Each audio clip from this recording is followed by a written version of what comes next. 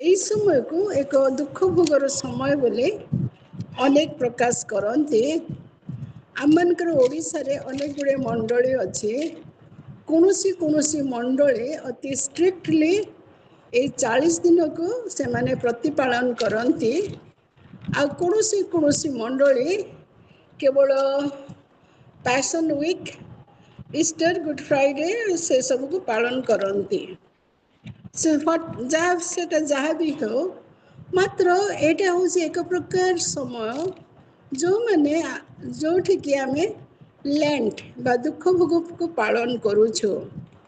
ଆଉ ଏହାର ଆରମ୍ଭରେ ଅନେକ ମଣ୍ଡଳୀ ଗୁଡ଼ିକରେ ପ୍ରାର୍ଥନା ହେଇଛି, ଅନେକ ଲୋକ ଉପବାସରେ ଅଛନ୍ତି, ଅନେକ ଲୋକ ତାଙ୍କର ଯେଉଁ ସବୁଠୁ ପ୍ରିୟ ଖାଦ୍ୟ କେଜାଣି ଆମିଷ ତାକୁ ପରିତ୍ୟାଗ କରିଛନ୍ତି। ଆଉ ଅନେକ ପ୍ରକାର କଥା ହେଉଛି, ଭିନ୍ନ ଭିନ୍ନ ଭାବରେ ଆମେ ଏହି ସମୟକୁ ଆମେ ପ୍ରତିପାଳନ କରୁଛୁ। ମୋର ହିସାବରେ ଦୁଃଖ ଭୋଗ ପାଳନର ସମୟ ହେଉଛି ଏକ ସେଲ୍ଫ ରିଭିଜିଟିଂର ସମୟ। ବ୍ୟକ୍ତିଗତ ଭାବରେ ନିଜକୁ ଆଉ ଥରେ ଦେଖିବାର ସମୟ, ନିଜର ଆଧ୍ୟାତ୍ମିକ ଜୀବନକୁ ଆଉ ଥରେ ପରିକ୍ରମା କରିବାର ସମୟ। ଯେ ମୋର ଜୀବନ କେମିତି ଥିଲା, ମୁଁ କେଉଁଠି ଷ୍ଟାର୍ଟ କଲି, ଆଜି ମୁଁ କେଉଁ ପରିସ୍ଥିତିରେ ରହିଅଛି। ଆଉ କେବଳ ସେତିକି ନୁହେଁ ଯେ ମୋର ଜୀବନରେ ପ୍ରଭୁ ଯୀଶୁ ଖ୍ରୀଷ୍ଟ ତାଙ୍କର ସେ ଆଶ୍ଚର୍ଯ୍ୟ ପରିତ୍ରାଣ ସାଧନ କରିବା ପାଇଁ ଯାହା କରିଛନ୍ତି ସେଇଟା କ'ଣ ସଫଳ ହେଇଛି କି? ଆଉ ମଧ୍ୟ ଏଇ ଦୁଃଖ ଭୋଗ କାଳର ସମୟ କି ପ୍ରକାରର ସମୟ ମୋ ପାଇଁ ହେଇଛି। ତେଣୁ ମୋର ପ୍ରିୟମାନେ, ମୁଁ ଜାଣେ ନା ଏଇଠି ଆମେ ଯେତେ ଜଣ ବସିଛୁ, ପ୍ରାୟ 22 ଜଣ ବସିଛୁ, ଆଉ ଆମେ ତାକୁ କେମିତି ଭାବରେ ଗ୍ରହଣ କରୁଛୁ। କିନ୍ତୁ ମୋର ଗୋଟିଏ ପ୍ରାର୍ଥନା, ମୋର ବ୍ୟକ୍ତିଗତ ଜୀବନରେ ମଧ୍ୟ ମୋର ଗୋଟିଏ ପ୍ରସ୍ତୁତି, ପ୍ରଭୁ ହେଲ୍ପ ମି ଟୁ ରିଭିଜିଟ୍ ମାଇ ସେଲ୍ଫ। ମୋତେ ଆଉ ଥରେ ମୋ ନିଜକୁ ଦେଖିବା ପାଇଁ, ନିଜର ପରିଚୟ ପାଇବା ପାଇଁ ମୋତେ ତୁମେ ଅନୁଗ୍ରହ କର, ମୋତେ ତୁମେ ଆଶୀର୍ବାଦ କର। ଆଉ ଗୋଟେ କଥା ମଧ୍ୟ, ଯେ ଏଇଟା ହେଉଛି ମୋର, ଆମେ ଜାଣିଛୁ ଯେ ତ୍ରାଣକର୍ତ୍ତା ପ୍ରଭୁ ଯୀଶୁ ଖ୍ରୀଷ୍ଟଙ୍କର ପାପ ଆମମାନଙ୍କୁ ସବୁଥିରୁ ଧୌତ କରେ। ଆଉ ଏଇଟା ମଧ୍ୟ ହେଉଛି ମୋ ପାଇଁ ଏକ ପରୀକ୍ଷାର ସମୟ, ଯେ ସେ ପ୍ରଭୁ ଯୀଶୁ ଖ୍ରୀଷ୍ଟଙ୍କର ରକ୍ତର ଯେଉଁ ଧୌତ ମୋତେ କରିଅଛନ୍ତି, ମୋତେ ପରିତ୍ରାଣ ଯେଉଁ ନୂତନ ବସ୍ତ୍ର ଦେଇଅଛନ୍ତି, ବାପ୍ତିଜମରେ ମୁଁ ଯୀଶୁଙ୍କୁ ପରିଧାନ କରିଅଛି ବୋଲି ଯେଉଁ ଲେଖାଯାଏ, ସେଇ ବସ୍ତ୍ର କ'ଣ ମୋର ସେଇ ପ୍ରକାର ରହିଛି କି ନା ତାହା ମଳିନ ପଡ଼ିଯାଇଛି। ଆଉ ସେଇଥିପାଇଁ ମୋର ନିଜକୁ ପରୀକ୍ଷା କରିବା ପାଇଁ ମୋର ଏଇଟା ହେଉଛି ମୋର ସେଇ ସମୟ। ଆଉ ମୁଁ ବିଶ୍ୱାସ କରେ ଏଇଠି ଯେଉଁମାନେ ଆମେ ବସିଛୁ, ଆମମାନଙ୍କର ମଧ୍ୟ ସେଇ ପ୍ରକାର ଏକ ସମୟ ଏଇଟା ରହିଛି। ଯଦିଓ ଏଇଟା ଦୁଃଖ ଭୋଗ କାଳୀନ ସମୟ, ମାତ୍ର ପ୍ରଭୁ ଯୀଶୁ ଖ୍ରୀଷ୍ଟଙ୍କର ପରିଚୟ ପାଇଥିବା ହେତୁରୁ ଆମମାନଙ୍କ ନିମନ୍ତେ ଏହା ଏକ ଆନନ୍ଦର ସମୟ। ଆମମାନେ ପଢ଼ିବା ଯିଶାୟା ପୁସ୍ତକ, ତାର ସେଇଠି ଲେଖାଯାଉଛି,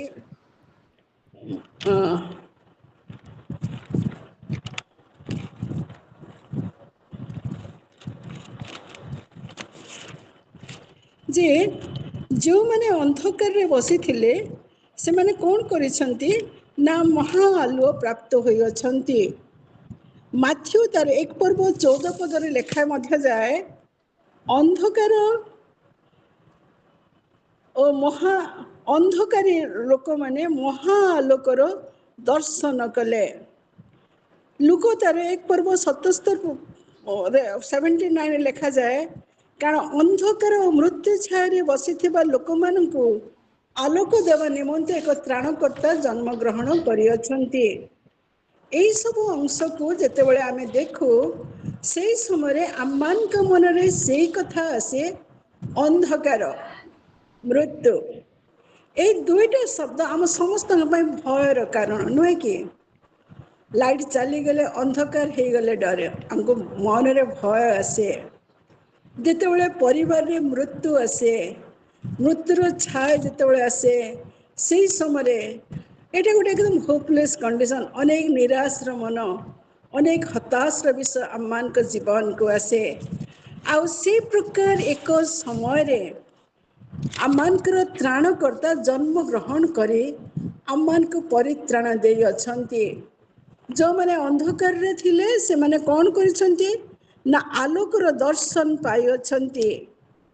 ଆଉ ଅନ୍ଧକାରରେ ବସିଥିବା ଲୋକମାନେ ଆଲୋକ ପାଇଅଛନ୍ତି। ଆଉ ମୃତ୍ୟୁ ଛାୟାରେ ଯେଉଁମାନେ ବସିଥିଲେ ସେମାନଙ୍କର ଜୀବନର ଏକ ସମ୍ପୂର୍ଣ୍ଣ ପରିବର୍ତ୍ତନ ହେଇଛି, ଆଉ ସେମାନେ ଅନନ୍ତ ଜୀବନ ପାଇଅଛନ୍ତି। ଏ କମ୍ପ୍ଲିଟ୍ ଚେଞ୍ଜ ଲାଇଫ୍। ଅନ୍ଧକାର ହୋପଲେସନେସ୍ ଟୁ ହୋପଫୁଲ୍ ଲାଇଫ୍, ଆଉ ବା ୱାକିଂ ଇନ୍ ଲାଇଟ୍, ଆଉ ମୃତ୍ୟୁରୁ ଟୁ ଏ ଲିଭିଂ ଲାଇଫ୍, ଏକ ଜୀବନ୍ତ ବିଷୟକୁ ଆମେ ଏଇଠି ଦେଖୁ। ଆଉ ସେଇଥିପାଇଁ ଗୀତ ରଚକମାନେ ତ ଅନେକ ଗୀତରେ ସେଇ ସଦାପ୍ରଭୁଙ୍କର ଧନ୍ୟବାଦ ଓ ପ୍ରଶଂସା କରିବାର ବିଷୟ ଲେଖନ୍ତି। ଯେପରି ଆମମାନଙ୍କର ଜୀବନ ଲେଣ୍ଟରେ ଉପବାସ କରିବା, ମୁହଁ ଶୁଖାଇବା, କେବଳ ତା ନୁହେଁ, এই ପଦ ଯାହା ମୁଁ ପଢ଼ୁଛି ସେଟା ଅନେକ ସ୍ଥାନରେ ଲେଖାଯାଏ। ସେଠି ଲେଖାଯାଏ ସଦାପ୍ରଭୁଙ୍କର ଧନ୍ୟବାଦ କରିବାର ଉତ୍ତମ। ହେ ସଦାପ୍ରଭୁ, ତୁମ୍ଭ ନାମରେ ପ୍ରଶଂସା ଗାନ କରିବାର ପୁଣି 10 ଯନ୍ତ୍ର ଓ ନେବଲର ବୀଣାର ଗମ୍ଭୀର ଧ୍ୱନିରେ ପ୍ରାତଃକାଳରେ ତୁମର ସ୍ନେହପୂର୍ଣ୍ଣ କରୁଣା ଓ ପ୍ରତି ରାତ୍ରି ତୁମ୍ଭର ବିଶ୍ୱସ୍ତତା ପ୍ରଚାର କରିବାର ଉତ୍ତମ। ଏଇଠି ଗୀତ ରଚକ ସେ କ'ଣ କରୁଛନ୍ତି? ସଦାପ୍ରଭୁଙ୍କର ଧନ୍ୟବାଦ ଓ ପ୍ରଶଂସା କରୁଅଛନ୍ତି। କାରଣ ତାଙ୍କ ଜୀବନରେ ଯେଉଁ ଅନ୍ଧକାର ଥିଲା, ସେଇ ଅନ୍ଧକାରକୁ ସଦାପ୍ରଭୁ ଦୂର କରିଅଛନ୍ତି। ତାଙ୍କ ଜୀବନରେ ଯେଉଁ ମୃତ୍ୟୁର ଭୟ ଥିଲା, ସେ ମୃତ୍ୟୁର ଭୟରୁ ଅନନ୍ତ ଜୀବନକୁ ସେ ଦେଇଅଛନ୍ତି। ଅନ୍ଧକାରକୁ ମନରେ ଭୟ ଆସେ, ମୃତ୍ୟୁକୁ ଭୟ ଆସେ। ମୁଁ 92ରେ ମୁଁ ଇଂଲଣ୍ଡରେ ରହୁଥିଲି। ଆମର ଗୋଟେ ରୁମମେଟ୍ ତ ନୁହନ୍ତି, ଆଉ ଜଣେ ବ୍ୟକ୍ତି ଆର ରୁମ୍ରେ ରହୁଥିଲେ। ସେ ଥିଲେ ଇଥିଓପିଆର। ଆଉ ତାଙ୍କର 2ଟା ଝିଅ ଆଉ ଗୋଟେ ତାଙ୍କର ସ୍ତ୍ରୀ, ଆଉ ସେମାନେ ଇଥିଓପିଆରେ ଥାଆନ୍ତି। ଆଉ ତାଙ୍କର ବଡ଼ ପେଟ ଦରଜ ହେଲା। ଆଉ ଡାକ୍ତର କହିଲେ ତାଙ୍କର ଅପରେସନ୍ ହେବ, ଅପରେସନ୍ ହେଲେ ସେ ଭଲ ହେଇଯିବେ। ତାଙ୍କର ଅପରେସନ୍ କରାଗଲା। ଅପରେସନ୍ କରାଗଲା, ତାଙ୍କୁ ଓଟିକୁ ନିଆଗଲା। କିନ୍ତୁ ଯେତେବେଳେ ଓଟିକୁ ନିଆଗଲା, ସେଇଠି ଦେଖାଗଲା ଯେ କ୍ୟାନ୍ସର ତାଙ୍କର ପେଟରେ ମାଡ଼ି ଯାଇଛି। ଆଉ ତାକୁ ଓପନ୍ କରାଗଲା, ପୁଣି ସାଙ୍ଗେ ସାଙ୍ଗେ ତାଙ୍କୁ କ୍ଲୋଜ୍ କରି ଦିଆଗଲା। ଆମେ ସବୁ ଥାଉ, ଆମମାନଙ୍କର କଲେଜ ମାନଙ୍କରେ ଆମକୁ ଖବର ଦିଆଗଲା ଯେ ତୁମର ଯେଉଁ ବନ୍ଧୁଙ୍କୁ ଆଡମିଟ୍ କରାଯାଇଛି ତାଙ୍କର କ୍ୟାନ୍ସର ହେଇଛି, ଆଉ ସେ ଅଳ୍ପ ଦିନ ପରେ ମୃତ୍ୟୁଭୋଗ କରିବେ। କିନ୍ତୁ ଆମେ ସମସ୍ତେ ଟିକେ ଭାବିଲୁ ଯେ କେମିତି ଆମେ ତାଙ୍କୁ କହିବା ଯେ 2 ମାସ ପରେ ତମେ ମରିବ, ତମର କ୍ୟାନ୍ସର ହେଇଛି। ଆମେ ସନ୍ଧ୍ୟାରେ ତାଙ୍କୁ ଦେଖିବାକୁ ଗଲୁ। ଆଉ ଯେତେବେଳେ ଆମେ ଦେଖିବାକୁ ଯାଇଛୁ, ହି ୱାଜ୍ ଭେରି ହ୍ୟାପି, ବହୁତ ଖୁସି ଥିଲେ। କହିଲେ ମୋର ଅପରେସନ୍ ହେଇଛି, ମୋର ସକ୍ସେସ୍ ହେଇଛି। ଆଉ ଡାକ୍ତର ଆମକୁ ଆଉ ଗୋଟେ କଥା କହିଥିଲେ ଯେ ତମ ବନ୍ଧୁକୁ ତୁମେ କହିବ ଯେ ସେ ଜଲ୍ଦି ମରିଯିବେ 2 ମାସ ଭିତରେ। ଆମେ ସେଇଠି ଥାଉ, ଆଉ ଡାକ୍ତର ପହଞ୍ଚିଲେ। ଆଉ ଯେତେବେଳେ ଡାକ୍ତର ପହଞ୍ଚିଲେ, ଆମକୁ ପଚାରିଲେ ତମେ କ'ଣ କହିଛ କି ତାକୁ ଯେ he is going to die? ଆମେ କହିଲୁ ନାଇଁ, ଆମେ କହିନୁ। ତାପରେ ସେ ଆମକୁ ସମସ୍ତଙ୍କୁ ବାହାର କରିଦେଲେ ସେଇ କ୍ୟାବିନ୍ରୁ। ଆଉ ତାଙ୍କୁ କହିଲେ ଯେ ତୋର 2 ମାସ ପରେ ତୋର ମୃତ୍ୟୁ ଅଛି, ଯେହେତୁ କ୍ୟାନ୍ସର ଏତେ ଭୟଙ୍କର ଭାବରେ ତୋର ଶରୀରରେ ମାଡ଼ି ଚାଲିଛି। ଆଉ ସେ ସାଙ୍ଗେ ସାଙ୍ଗେ ଚାଲିଗଲେ। ତାପରେ ଆମେ ତା ରୁମ୍କୁ ଯେତେବେଳେ ଏଣ୍ଟର କଲୁ, ସେ ଏତେ ରେଷ୍ଟଲେସ୍ ଥିଲେ। ଆଉ ସେ ପଚାରିଲେ ମୋର ଫ୍ରେଣ୍ଡ ମାନେ ଜାଣନ୍ତି କି ଯେ ମୋର କ୍ୟାନ୍ସର ହେଇଛି? ସେ କହିଲେ ହଁ, ମୁଁ ତୋ ଫ୍ରେଣ୍ଡସ୍ ମାନଙ୍କୁ କହିଛି, ଆଉ ସେମାନେ ସମସ୍ତେ ଜାଣନ୍ତି। ଆମେ ଆଉ ଥରେ ତାଙ୍କୁ ଦେଖିବାକୁ ଗଲୁ। 5 ମିନିଟ୍ ଆଗରୁ ଯେଉଁ ଲୋକକୁ ଦେଖିଥିଲୁ ଆମେ ଆଉ ତାପରେ ଡାକ୍ତରଙ୍କର କହିବା ପରେ ତାର ଯେଉଁ ଅବସ୍ଥା କମ୍ପ୍ଲିଟଲି ଡିଫରେଣ୍ଟ। ଆଉ ମୋର ସେ କଥା ଆଜି ବି ମନେ ପଡ଼ୁଛି। Not even 2 years se kahla, my children are very small, I want to live for longer time. ମୋର ପିଲାମାନେ ଅନେକ ସାନ ସାନ ଅଛନ୍ତି ଆଉ ସେ ମୃତ୍ୟୁ କଥା ଶୁଣି ସେ ଏତେ ଭୟଭୀତ ହେଉଥିଲେ। ଆମେ ଯେମିତି ପଶିଗଲୁ ତାଙ୍କ ରୁମକୁ ସେ ଆଉ ଥରେ ଆମକୁ କହିବାକୁ ଲାଗିଲେ। ଆମେ ଟିକେ ଜୋକ୍ କରିବାକୁ ଚାହୁଁଥିଲୁ ଯେମିତି ଆମେ କିଛି ଜାଣିନାହୁଁ। ସେ କହିଲେ, friends, you all know I'm dying soon. ତମେ ଜାଣିଛ ମୋର ମୃତ୍ୟୁ ଆଉ ଅଳ୍ପ ଦିନ ପରେ ହବ। And you are trying to play with me. Oh, it was ଏସବୁ ବଡ଼ କଷ୍ଟଦାୟକ ଥିଲା। କାରଣ ଜଣେ ଅତି ପାଖରେ ମୃତ୍ୟୁ ଦେଖୁଛି, ତାର ଅନେକ ଭବିଷ୍ୟତର ଆଶା ଅଛି। ଆଉ ସେଇ ପ୍ରକାର ଲୋକମାନଙ୍କ ନିମନ୍ତେ ପ୍ରଭୁ ଯୀଶୁ ଖ୍ରୀଷ୍ଟ ଆସିଲେ ସେମାନଙ୍କର ମୃତ୍ୟୁରୁ ସେମାନଙ୍କୁ ଉଦ୍ଧାର କରିବା ନିମନ୍ତେ। ମୋର ପ୍ରିୟମାନେ, ପ୍ରଭୁ ଯୀଶୁ ଖ୍ରୀଷ୍ଟ ସେ ଆମମାନଙ୍କୁ ଅନନ୍ତ ଜୀବନ ଦେବା ପାଇଁ ଆସିଲେ। ଆମମାନଙ୍କର ଏଇ ମର ଶରୀର ସିନା ମରିଯାଏ, ମାତ୍ର ଆମମାନଙ୍କ ନିମନ୍ତେ ଏକ ଅନନ୍ତକାଳୀନ ଭରସା ରହିଅଛି। ଯେଉଁ ଭରସା ଆମମାନଙ୍କୁ ଅନନ୍ତ ଜୀବନ ପ୍ରଦାନ କରେ। ଯୌନତାର 3:16 ଆମେ ଜାଣିଛୁ ଯେ ଈଶ୍ୱର ଜଗତକୁ ଏଡ଼େ ପ୍ରେମ କଲେ ଯେ ସେ ଆପଣାର ଅଦ୍ୱିତୀୟ ପୁତ୍ରଙ୍କୁ ଦାନ କଲେ, ଯେପରି ଯେ କେହି ତାହାଙ୍କଠାରେ ବିଶ୍ୱାସ କରେ ସେ ବିନଷ୍ଟ ନ ହୋଇ ଅନନ୍ତ ଜୀବନ ପାଇବ। ଆଉ ଯେତେବେଳେ ଜଣେ ଅନନ୍ତ ଜୀବନର ଭରସା ଥାଏ, ତାର ଆଉ ମୃତ୍ୟୁକୁ ଭୟ ନଥାଏ। ଏ ମର ଶରୀର, ଏ ମାଟି ଶରୀରକୁ ଭାଙ୍ଗିବାକୁ କେଜାଣି ଶୟତାନକୁ ଅନୁମତି ଦିଆଯାଇପାରେ, ମାତ୍ର ଯେଉଁ ଅନନ୍ତ ଜୀବନ ରହିଅଛି ତାକୁ ପ୍ରଭୁ ଯୀଶୁ ଖ୍ରୀଷ୍ଟ କ୍ରୁଶୀୟ ମୃତ୍ୟୁ ଦ୍ୱାରା ମୃତ୍ୟୁର ନାହୁଡ଼କୁ ସେ ଭାଙ୍ଗି ଅଛନ୍ତି। ଆମେ ପୁନରୁତ୍ଥାନ ଦିନ ସେଇ ଗୀତଟି ଗାଉ ଯେ ମରଣ ବିଜୟୀ, ମରଣ ବିଜୟୀ, ମୃତ୍ୟୁ ନାହୁଡ଼ ଭାଙ୍ଗି ସେ ହେଲେ ମୃତ୍ୟୁଞ୍ଜୟୀ। ଆଉ ସେଇଥିପାଇଁ ଏଇ ଦୁଃଖ ଭୋଗ କାଳରେ ଆମକୁ ମନେ ରଖିବାକୁ ହବ, ଆମକୁ ଅନ୍ଧକାରରୁ ସେଇ ଆଲୁଅକୁ ଆଣିବା ପାଇଁ ପ୍ରଭୁ ଯୀଶୁ ଖ୍ରୀଷ୍ଟ ସେଦିନ କହିଲେ ଯୌନରେ, ମୁଁ ହେଉଛି ଜଗତର ଜ୍ୟୋତି। ଆଉ ସେ ଜ୍ୟୋତିକୁ ସେ ଆମମାନଙ୍କୁ ଦେବା ପାଇଁ ଆସିଲେ। କେବଳ ସେ କହୁନାହାନ୍ତି ମୁଁ ଜଗତର ଜ୍ୟୋତି। ମାଥ୍ୟୁ 13:5 ଯେତେବେଳେ ଆମେ ପଢ଼ୁ ସେଇଠି ଲେଖାଯାଏ, ତୁମମାନେ ଜଗତର ଜ୍ୟୋତି। ଆମମାନେ ଯେହେତୁ ତାଙ୍କର ପରିଚୟ ପାଉ, ସେ ଆମମାନଙ୍କୁ ମଧ୍ୟ ଚାହାନ୍ତି ଯୋଉଠି ଅନ୍ଧକାର ଥିବ, ଯୋଉଠି ମୃତ୍ୟୁର ଭୟ ଥିବ, ସେଇଠି ଆମେ ତାଙ୍କ ନିମନ୍ତେ ସାକ୍ଷୀ ହେବା। ତେଣୁ ଏଇ ଲେଣ୍ଟ ସମୟ ଆମମାନଙ୍କ ପାଇଁ ସଦାପ୍ରଭୁଙ୍କର ଏକ ପ୍ରଶଂସା କରିବାର ସମୟ, ଏକ ଗୌରବର ସମୟ। ଫାଷ୍ଟିଂ ପ୍ରେୟାର କରିକି ମୁହଁ ଶୁଖେଇକି ବସିବାର ସମୟ ନାହିଁ। It is good to fast. ଆମର ସେଲ୍ଫ ଡିସିପ୍ଲିନର ଆବଶ୍ୟକତା ରହିଛି, ମାତ୍ର ସେ ମଧ୍ୟରେ ମଧ୍ୟ ଆମମାନଙ୍କର ସେ ଅନନ୍ତ ଜୀବନ ଥିବା ହେତୁରୁ ଆମମାନଙ୍କୁ ତାହା ଶିଖାଉଛି। ଆମେ ଜାଣିଛୁ ଯେ କୃଷ ଆମ ନିମନ୍ତେ ଯେଉଁ କୃଷ ଅଛି ତାହା କେବଳ ଏକ ଦୁଃଖ ଭୋଗର କୃଷ ନୁହେଁ। ଆମେ ଅନେକ ସମୟରେ କହୁ ଯେ ମୋ ଉପରେ ଏକ ବଡ଼ କୃଷ ଆସି, ଯେତେବେଳେ କୌଣସି ସଫରିଂ ଆସେ ଆମ ଜୀବନରେ, ମୋର ପ୍ରିୟମାନେ, ଆମକୁ ପ୍ରଭୁଙ୍କର ଧନ୍ୟବାଦ କରିବାର କଥା।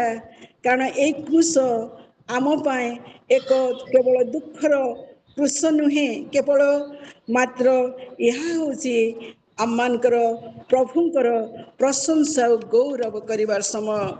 ସେଇ ଲୁକର 1:79କୁ ମୁଁ ଟିକେ ପଢ଼ିବାକୁ ଚାହୁଁଛି। ସେଇଠି ଲେଖାଯାଉଛି,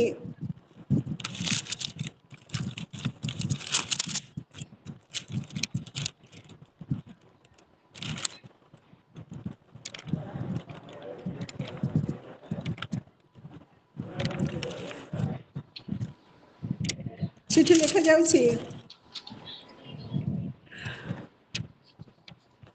କାରଣ ଅନ୍ଧକାର ମୃତ୍ୟୁ 77 ଅନ୍ଧକାର ମୃତ୍ୟୁ ଛାରେ ବସିଥିବା ଲୋକଙ୍କୁ आलोक देवा निमंते पुणी आम्मानकर पदको शांति पदको आनिबा निमंते आम्मानकर ईश्वर को जो स्नेहपूर्ण करुणा हेतु आम्मानक प्रति ऊर्ध्वर सूर्य उदय हेब से स्नेहपूर्ण करुणा हेतु प्रभु को लोक मानू से पाप मोचन द्वारा परित्राण ज्ञान देवा निमंते तू ताहांक पथ प्रस्तुत करिबो। एठी यीशु को कहा जायछि प्रभु यीशु विषय ताहा लिखित अछि जे जो माने अंधकार और मृत्यु छाया तले बसी अछंती सेमानकु आलोक देवा निमंते सेमानकु शांतिर पथ को आनिबा निमंते से दिन प्रभु यीशु क्रूस बहन कले।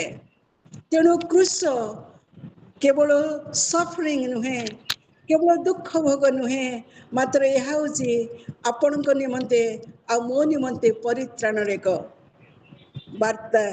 यह हूँ मृत्युर अंधकार जीवन को मृत्युर अंधकार आलुओ को आ से आलुओ प्रभु यीशु ख्रीष्ट जपरि कहले मु जगतर ज्योति से ज्योति को ग्रहण करिबार समय।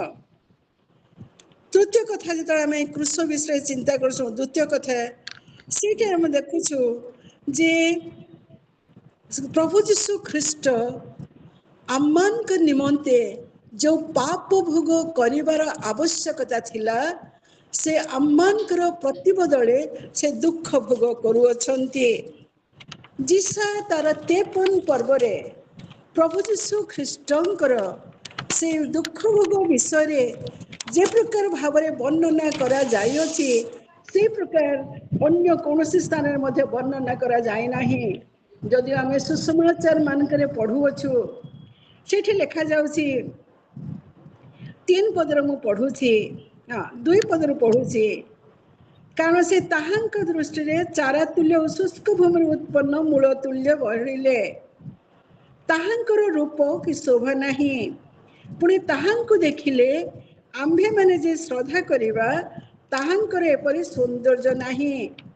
से अवज्ञात मनुष्यर त्यक्त दुखी लोक शोक परिचित पुणी मनुष्य माने जहाठारु मुख आच्छादन करती एपरि लोकतुल्य से अवज्ञात हेले आम्भे माने ताहांको मान्य कलु नाही।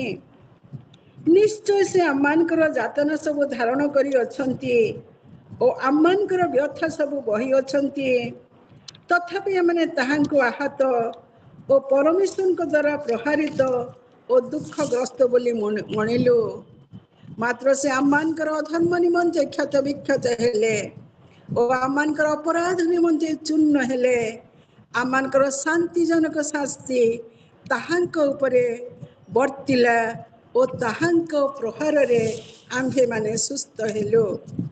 एठी लिखा जाउछि मात्र से आम्भ मानकर अधर्म निमंते क्षत विक्षत हेले मोते जो प्रकार मोर पाप निमंते मते जो क्षत विक्षत हेबाक पड़ी थांता जो नरकर दंड मते मिली थांता ताहा से नेले।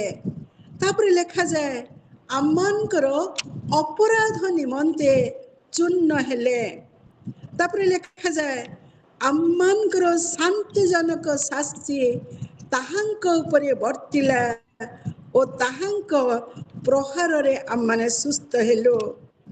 जो तांगर दुख भोग विषय देखु से उपद्रव प्राप्त हेले हे तथापि से आपण नम्र करी अपना मुख फिटाइले नाही बध स्थान को निया जिबा मेष शावक तुल्य लोम छेदक मान सम्मुखें नीरव मेसी तुल्य हुए से अपना मुख फिटाइले नाही।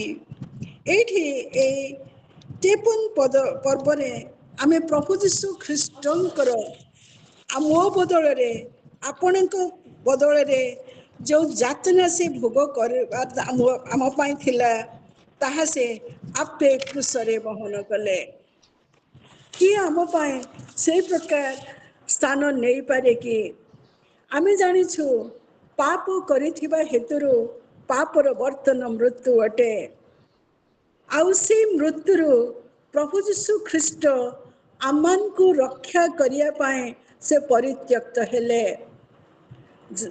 ଆଉ ଏଇ ସଫରିଂ, ଏଇ ଯୋଉ କଷ୍ଟ ଭୋଗ କଲେ, ତାହା କେବଳ ତାଙ୍କର ଶାରୀରିକ କଷ୍ଟ ଭୋଗ ନଥିଲା, ତାହା ତାଙ୍କୁ ଶାରୀରିକ ଯନ୍ତ୍ରଣା ତ ଅନେକ ଦେଇଥିଲା, କାରଣ ସେ ଆମ ପରି ମନୁଷ୍ୟଧାରୀ ପ୍ରଭୁ ଥିଲେ।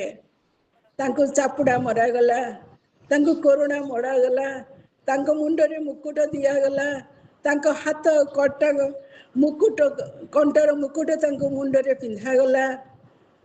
ଆଉ ସେ ପରିତ୍ୟକ୍ତ ହେଇଗଲେ। ଯୋଉମାନେ ତାଙ୍କର ଅନୁଗମନ କରୁଥିଲେ, ଯୋଉମାନେ ତାଙ୍କର ସଙ୍ଗରେ ଚାଲୁଥିଲେ, ଏତେ ଭିଡ଼ ଜମୁଥିଲା ଯେ ଲୋକମାନେ ତାଙ୍କୁ ଦେଖିବା ପାଇଁ ଏତେ ମାଡ଼ି ପଡୁଥିଲେ। But he was rejected by his own people. କେବଳ ଶାରୀରିକ ଯନ୍ତ୍ରଣା ନୁହେଁ ମୋର ପ୍ରିୟମାନେ, ମାତ୍ର ଶାରୀରିକ ମାନସିକ ଯନ୍ତ୍ରଣା ସେ ଭୋଗିଲେ। କେବଳ ତାହା ନୁହେଁ, ଆଧ୍ୟାତ୍ମିକ ଭାବରେ ମଧ୍ୟ ସେ ପ୍ରଭୁଙ୍କ ଠାରୁ ଦୂରକୁ ଚାଲିଗଲେ। ଯେତେବେଳେ ଆମମାନଙ୍କର ପାପର ବୋଝ ତାଙ୍କ ଉପରେ ବର୍ତ୍ତିଲା, ସେହି ସମୟରେ ପ୍ରଭୁ ମୁଖ ଲୁଚାଇ ଦେଲେ। ଆମର ସେ ଚତୁର୍ଥ ବାଣୀରେ ରହିଛି, ଆଉ ସେ ଉଚ୍ଚସ୍ୱରେ କହିଲେ, ଏଲି ଏଲି ଲାମା ସାବକ୍ତାନି, ହେ ମୋହର ଈଶ୍ୱର, ହେ ମୋହର ଈଶ୍ୱର, କାହିଁକି ମୋତେ ପରିତ୍ୟାଗ କଲ। ଆମେ ଦେଖୁ ଯଦି ସେ ଲୋକଲିଖିତ ସୁସମାଚାରରେ ତାର 21-22 ପର୍ବରେ, ସେଇଠି ଆମେ ଦେଖୁଛୁ ସେ କଣ କରୁଛନ୍ତି, ଜାନୁପାତି ପ୍ରାର୍ଥନା କରି କହୁଛନ୍ତି ଯେ ପିତ ଯଦି ହେଇପାରେ ଏ ପାନ ପାତ୍ର ମୋ ଠାରୁ ଦୂର କର। ମଣିଷ ଥିଲେ ସିଏ, ମନୁଷ୍ୟ ଭାବରେ ଜଗତକୁ ଆସିଲେ, ମାତ୍ର ଆମମାନଙ୍କୁ ଅନନ୍ତ ଜୀବନ ଦେବା ପାଇଁ।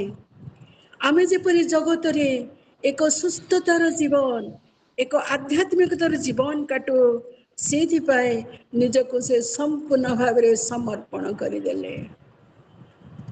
କୃଷ ଆମମାନଙ୍କୁ ଏହା କୁହେ ଯେ ମୋର ପ୍ରତିବଦଳରେ ମୋତେ ଯୋଉ ଦୁଃଖ ଭୋଗ କରିବାକୁ ଥିଲା, ମୋତେ ଯୋଉ ନରକ ଯନ୍ତ୍ରଣାର ମଧ୍ୟରେ ଚାଲିବାକୁ ଥିଲା, ମୋର ସେଇ ଯନ୍ତ୍ରଣାକୁ ମୋର ତ୍ରାଣକର୍ତ୍ତା ପ୍ରଭୁ ଯୀଶୁ ଖ୍ରୀଷ୍ଟ କ୍ରୁଶ ଉପରେ ନେଇଗଲେ। ଆମେ ଏ ଦିନ ମାନଙ୍କରେ ତାହା ହିଁ ସ୍ମରଣ କରୁଛୁ। ମୁଁ ଜାଣେ ନା ଆପଣମାନେ କେତେ ଜଣ ଆମମାନଙ୍କର ଓଡ଼ିଶାର ଜଣେ ବିଖ୍ୟାତ ଓଡ଼ିଆ ପ୍ରଚାରକଙ୍କୁ ଜାଣନ୍ତି। ସେ ଆଉ ନାହାନ୍ତି, ଅନେକ ଦିନ ହେଲାଣି ସେ ପ୍ରଭୁଙ୍କ କୋଳକୁ ଚାଲି ଯାଇଛନ୍ତି। ମୁଁ ଚତୁର୍ଥ ଶ୍ରେଣୀରେ ପଢ଼ୁଥିଲି, ଆଉ ପ୍ରଥମ ଥର ତାଙ୍କର ବାକ୍ୟ ମୁଁ ଶୁଣିବାର ସୁଯୋଗ ପାଇଥିଲି। ଆଉ ସେ ବାକ୍ୟ କହିଲା ବେଳେ ଏକ ଦୃଷ୍ଟାନ୍ତ ଦେଇଥିଲେ, ଯାହାକି ମୋ ମନକୁ ସେଇଦିନ ଠାରୁ ସ୍ପର୍ଶ କରିଥିଲା। ସେ କହୁଥିଲେ ଗୋଟେ ଘରେ ଦୁଇ ଭାଇ ଥିଲେ, ଆଉ ସେ ଦୁଇ ଭାଇଙ୍କର ବାପା ମା ନଥିଲେ, ଆଉ ସେ ବଡ଼ ଭାଇ ଥିଲେ। ଆଉ ସାନ ଭାଇ ବହୁତ ଦୁଷ୍ଟ ଥିଲେ, ଆଉ ଜମା ବଡ଼ ଭାଇର କଥା ଶୁଣୁ ନଥିଲେ। ଆଉ ଦିନେ ସେ କଣ କଲେ ନା, ଗଲେ ଆଉ ଜଣକୁ ସେ ହତ୍ୟା କରିକି ସେଇ ଛୁରୀ ଧରିକି ରକ୍ତ ଜୁଡୁବୁଡୁରେ ଘରକୁ ଦୌଡ଼ିଲେ।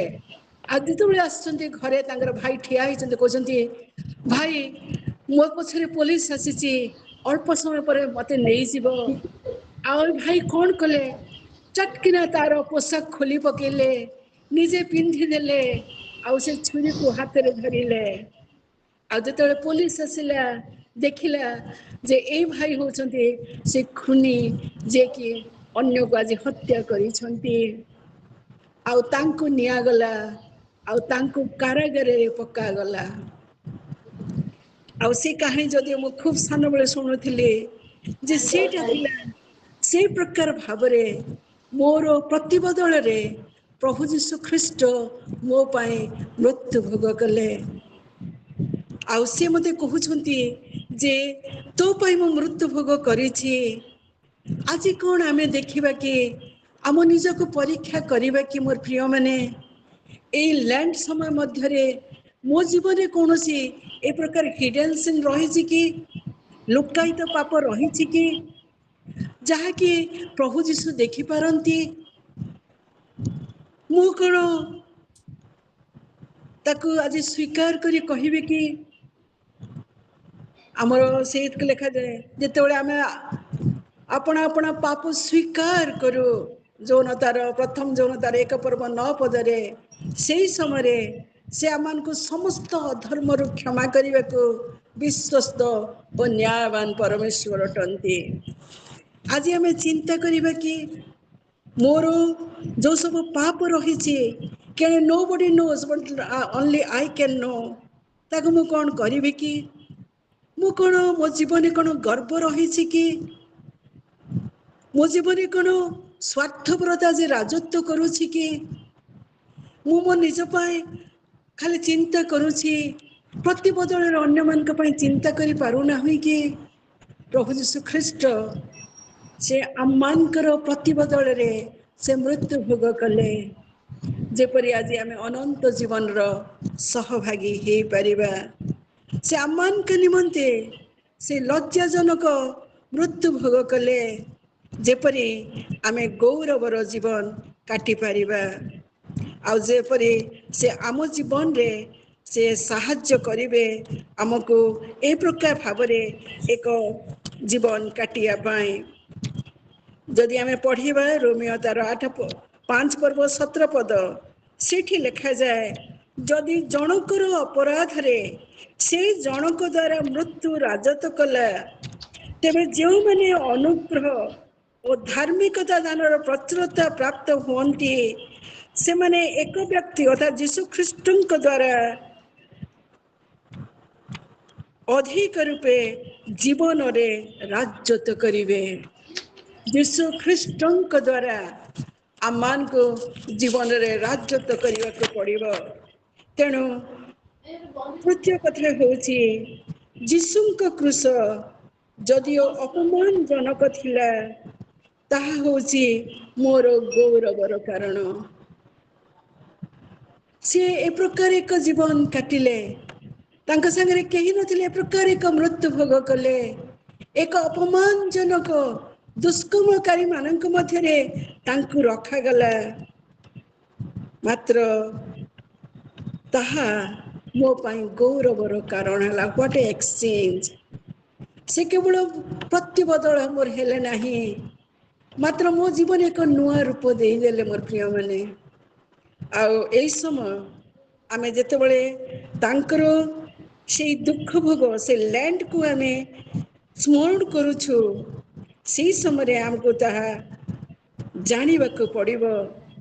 ଯୌନ 12 ତାର 20-36 ଲେଖା, ଯୀଶୁ ସେମାନଙ୍କୁ କହିଲେ, ଆଉ ଅଳ୍ପ ସମୟ ମାତ୍ର ଜ୍ୟୋତି ତୁମମାନଙ୍କ ମଧ୍ୟରେ ଅଛି, ଅନ୍ଧକାର ଯେପରି ତୁମମାନଙ୍କୁ ଗ୍ରାସ ନ କରେ, ଏଥିପାଇଁ ତୁମମାନଙ୍କ ଠାରେ ଜ୍ୟୋତି ଥାଉ ଥାଉ ତୁମମାନେ ଗମନ କର।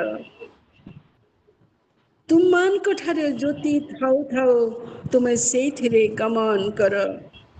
ମାଥ୍ୟୁ ତାର 5 ପର୍ବ 14 ପଦରେ ଲେଖାଯାଏ, ସତ୍ୟ ସତ୍ୟ ମୁଁ ତୁମମାନଙ୍କୁ କହୁଅଛି, ଯେ ମୋହର ବାକ୍ୟ ଶୁଣି ମୋହର ପ୍ରେରଣକର୍ତ୍ତାଙ୍କୁ ବିଶ୍ୱାସ କରେ, ସେ ଅନନ୍ତ ଜୀବନ ପ୍ରାପ୍ତ ହୋଇଅଛି। ପୁଣି ସେ ବିଚାରିତ ନ ହୋଇ ବରଂ ମୃତ୍ୟୁକୁ ଅତିକ୍ରମ କରି ଜୀବନରେ ପ୍ରବେଶ କରିଅଛି। ଏଠି ଲେଖାଯାଏ ଯେ ମୁଁ ତୁମକୁ କହୁଅଛି, ଯେ ମୋହର ବାକ୍ୟ ଶୁଣିଅଛି, ସେ କ'ଣ କରିଛି? ସେ ବିଚାରିତ ନ ହୋଇ ମୃତ୍ୟୁକୁ ଅତିକ୍ରମ କରି ସାରିଛି, ଜୀବନରେ ପ୍ରବେଶ କରିଛି, ଆଉ ସେ ଅନନ୍ତ ଜୀବନର ଅଧିକାରୀ ହେଇଛି। ଏହା ହେଉଛି ଆମମାନଙ୍କ ନିମନ୍ତେ ଏକ ଗୌରବର ଏକ କୃଷ, ହେଉଛି ଆମମାନଙ୍କ ନିମନ୍ତେ ଏକ ଗୌରବାନ୍ୱିତ ବିଷୟ। ପ୍ରଭୁ ଯୀଶୁ ଆମମାନଙ୍କ ନିମନ୍ତେ ସେ କୃଷ ଭୋଗ କଲେ, ଆଉ ସେ ଆମମାନଙ୍କ ନିମନ୍ତେ ଆମମାନଙ୍କୁ ସେ ସାହାଯ୍ୟ କଲେ। କଲୋସିଓ 2 ପର୍ବ 14 ପଦଟିକୁ ମୁଁ ପଢ଼ିବାକୁ ଚାହୁଁଛି। ଲାଇଟ୍ ଚାଲି ଯାଇଥିଲା, ଆଉ ଇନଭର୍ଟରର ମଧ୍ୟ କିଛି ଅସୁବିଧା ଥିଲା, ତେଣୁ କେଜାଣି ଅନେକ ଗୁଡ଼ିଏ ଯେଉଁଟା ମୁଁ କହିବାକୁ ଚାହୁଁଥିଲି ସ୍କ୍ରିପ୍ଚର ପୋର୍ସନ୍, ତାକୁ ମୁଁ କହିପାରୁନଥିଲି, ଏବେ ଜଷ୍ଟ ଲାଇଟ୍ ଆସିଛି। ଆଉ କଲୋସିଓ ତାର 2 ପର୍ବ 14-15 ପଦରେ ଲେଖାଯାଏ, ପୁଣି ବିଧିବିଧାନ ଆମମାନଙ୍କ ବିରୁଦ୍ଧରେ ଯେଉଁ ଅଭିଯୋଗ ପତ୍ର ଥିଲା, ତାହା ସେ ଲୋପ କରି କ୍ରୁଶରେ ଟଙ୍ଗାଇ ଦେଇ ଆମମାନଙ୍କ ପଥରୁ ଦୂର କରିଦେଇ ଅଛନ୍ତି। ଏଠି ଆମେ ଦେଖୁଛୁ ଯେ ଆମମାନଙ୍କର ନିମନ୍ତେ ଯେଉଁ ବିଧି ବିଧାନ ଥିଲା ତାକୁ ସେ କ'ଣ କରିଛନ୍ତି ନା ଲୋପ କରି କ୍ରୁଶରେ ଟଙ୍ଗାଇ ଦେଇ ଆମମାନଙ୍କର ପଥରୁ ଦୂର କରିଦେଇ ଅଛନ୍ତି। ସେ ଆମମାନଙ୍କ ପଥରୁ ତାକୁ ଦୂର କରିଦେଇ ଅଛନ୍ତି। ତାପରେ 15 ପଦରେ ଲେଖାଯାଏ, ସମସ୍ତ ଆଧିପତ୍ୟ ଓ କର୍ତ୍ତାପଣର ଅସ୍ତ୍ରଶସ୍ତ୍ର ଛଡ଼ାଇ ପ୍ରକାଶରେ ସେମାନଙ୍କର ପ୍ରଦର୍ଶନ ପୂର୍ବକ କ୍ରୁଶରେ ବିଜୟ ଯାତ୍ରା କରୁଅଛନ୍ତି। ସେ ଆମମାନଙ୍କୁ ପ୍ରଭୁ ଯୀଶୁଙ୍କର ମୃତ୍ୟୁ ତାଙ୍କ ବା ତାଙ୍କ ଜୀବନର ଶେଷ ନୁହେଁ, ତାହା ଆମମାନଙ୍କ ନିମନ୍ତେ ଏକ ନୂଆ ଜୀବନର ଆରମ୍ଭ। ମୋର ପ୍ରିୟମାନେ, ତାହା ଏକ ଗୌରବଜନକ କ୍ରୁଶ ଯାହା ଆମମାନଙ୍କ ଜୀବନରେ ଏକ ନୂଆ ଜୀବନ ଦେଇଛି, ଏକ ନୂଆ ଆଶା ଦେଇଛି। ଆମମାନେ ପ୍ରବେଶ କରିପାରିଛୁ ସେଇ ସ୍ଥାନକୁ ଯେଉଁଠି ପ୍ରଭୁ ଆମମାନଙ୍କୁ ତାଙ୍କ ସହିତ ମିଶିବାକୁ ସେ ଦେଉଛନ୍ତି। ଆମମାନଙ୍କର ଯାହା ଅପମାନ ଥିଲା ତାକୁ ସେ ନିଜେ ଗ୍ରହଣ କରି ନେଇଗଲେ। ଲେଖାଯାଉଛି ଯେ ସେ ହଟାଇ ଦେଇଛନ୍ତି, ତାହା ଆମ ଜୀବନରେ କର୍ତ୍ତୃତ୍ୱ କରିପାରିବ ନାହିଁ, କାରଣ ଆମମାନଙ୍କର ତ୍ରାଣକର୍ତ୍ତା ପ୍ରଭୁ ଯୀଶୁ ତାକୁ ଦୂର କରିଦେଇ ଅଛନ୍ତି। ଆଉ ସେଇଥିପାଇଁ ଆମମାନଙ୍କୁ ତାଙ୍କର ଏଇ କ୍ରୁଶ ଆମମାନଙ୍କ ନିମନ୍ତେ ଏକ ଗୌରବର ବିଷୟ ରହିଅଛି। ଏଫେସୀ 2 ପର୍ବର 16 ପଦରେ ସେ କଥା ଆହୁରି ଥରେ ଲେଖାଯାଏ, ଆପଣ କ୍ରୁଶ ଦ୍ୱାରା ଶତ୍ରୁତା ବିନାଶ କରି ତଦ୍ୱାରା ଉଭୟକୁ ଏକ ଶରୀର ଗଠନ କରି ଈଶ୍ୱରଙ୍କ ସହିତ ମିଳିତ କରାଇଅଛନ୍ତି।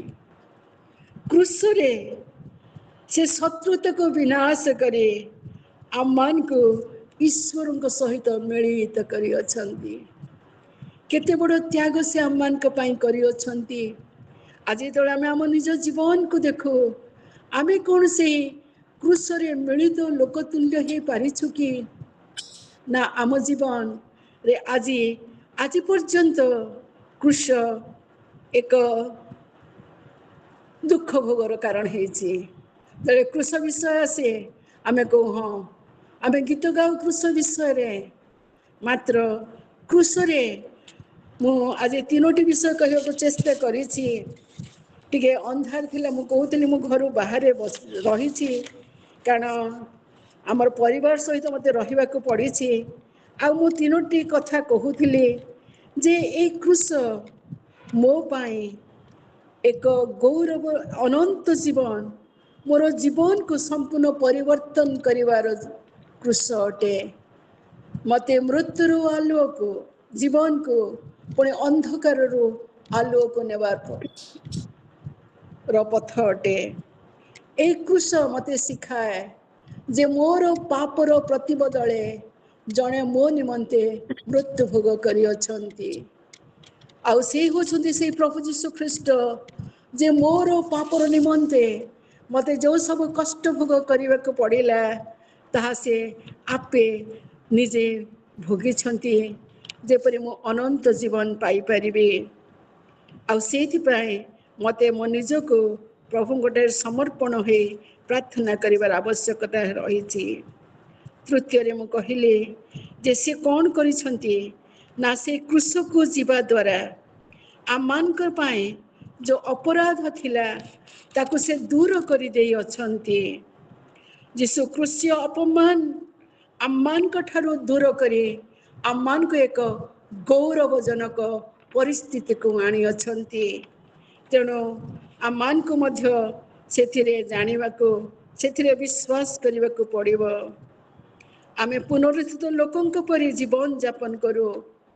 ସେଇ ଗୌରବମୟ କ୍ରୁଶ ଆମ ଜୀବନର ଏକ ନୂତନତା ପ୍ରଦାନ କରୁ। ମୋର ପ୍ରିୟମାନେ, ଆମର ଅନେକ ଗୁଡ଼ିଏ ଧର୍ମକର୍ମ ଚାଲିଛି, ଅନେକ ଗୁଡ଼ିଏ ମିଟିଂ ହେଉଛି, ଅନେକ ଗୁଡ଼ିଏ ରିଭାଇଭାଲ ହେଉଛି ବୋଲି ଆମେ କହୁଛୁ।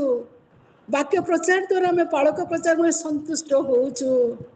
ବଟ୍ ଯେତେବେଳେ ଆମେ ପ୍ରକୃତ ପରିବର୍ତ୍ତିତ ଜୀବନ ଦେଖୁ, ଆମର କ'ଣ ସେ ଅବସ୍ଥା ହେଇଛି କି? ଆମେ କ'ଣ ସତରେ ସେ ନୂତନ ଜୀବନର ଆଶା ନେଇଛୁ କି? आमे कौन अनुभव करुछु कि मो निमंते मोर प्रतिबदले जड़े मृत्यु भोग कले आ मु कोर क्रूसर जो अपमान मो पाई कौन ताहा गौरव आनी पारिछि कि प्रभु ए दिन मानकरे आमान को अनुग्रह करंतु जेपरि आमे तांकर से गौरवर कारण हेबा। ए क्रूस कथा चिंता करू करू मोर गोटे गीत मन को आसुथिला ता इंग्रजी रे अवश्य आ मु टिके ताको गाइबा को चेष्टा करूछि। On a hill far away stood an old rugged cross, the emblem of suffering and shame. And I love that old cross where the dear rest and rest for a world of lost sinners was slain. So I'll cherish the old rugged cross till my trophies at last I lay down. I will cling to the old rugged cross and exchange it someday for a crown. To the old rugged cross I will ever be true, its shame and reproach gladly bear. Then he'll call me someday to my home far away, where his glory forever I'll share. So I cherish the old rugged cross till my trophies at last I lay down. I will cling to the old rugged cross and exchange it someday for a crown. And I exchange it someday for a crown. आमान का निमंते से पुरुଣା से अति से क्रूस मु ताको आवरिकी रखिबे से क्रूस मोर बड़ हब आ दिने से क्रूस मो निमंते एक मुकुट स्वरूप हब। प्रभु आमान को ए अल्प चिंता उपरे आशीर्वाद करंतु। आमीन।